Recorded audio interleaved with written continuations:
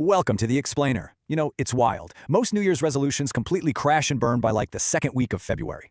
Have you ever stared down a massive life-changing goal and just felt entirely stuck? You've got the vision, you've got the desire, but when it actually comes time to take that crucial first step, you just freeze. Look, we have all been there, but today we're going to change that narrative. We are building an evidence-based roadmap to self-improvement. We're not relying on cheap tricks or fleeting inspiration here.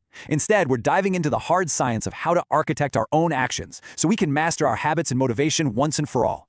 Because why do we fail to act? It's literally the ultimate universal struggle, isn't it?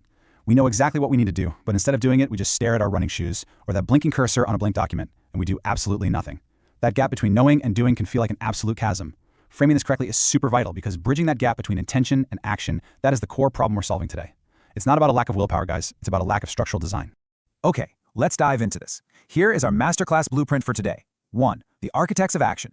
2. Neuroscience of goal pursuit. 3. The psychology of procrastination. 4. Building consistent small habits. And 5. Sustaining long-term success. So moving into section 1, the architects of action. To build our blueprint, we first need to meet our master architects. And this brilliantly illustrates exactly who we're leaning on today. We're not relying on guesswork, we are pulling from some serious heavy hitters. We've got James Clear for mastering consistency and identity. We're looking at the Huberman Lab for the hard neuroscience of motivation and goal pursuit. We're bringing in the APA and TED to crack the psychology of behavior and procrastination. And finally, we're layering in macro-level leadership insights on performance and success from Harvard Business Review and Big Think. All right, section 2, neuroscience of goal pursuit. Let's look at the foundation of our blueprint, the actual biological engine driving our actions. You know, we hear the word motivation tossed around all the time, kind of like it's a personality trait, right? But it's not. According to Andrew Huberman and the Huberman Lab, motivation is a literal chemical transaction.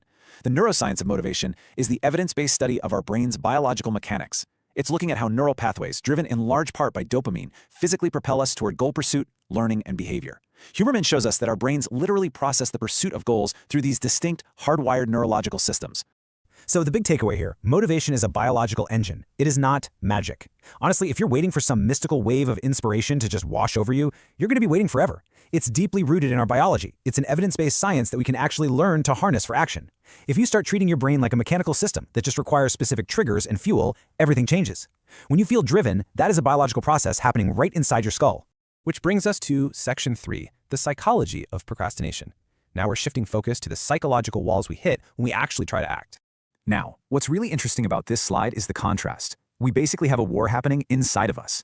On one side, you have the Huberman Lab's definition of motivation, your biological drive, and those neurological pathways pushing you forward. That's your brain stepping on the gas. But pushing back, right underneath it, is the psychology of procrastination, as outlined by the APA and TED. This is the psychological friction. It's the behavioral resistance to action, those decision-making flaws that hold us back. Basically, it's your brain yanking the parking brake.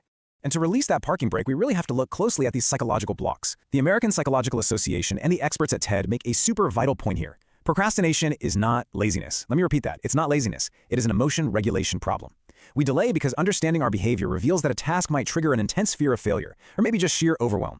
But once you identify the specific psychology of why you delay, you can remove that psychological friction. And when you remove the friction, stepping on the gas and initiating action suddenly becomes effortless.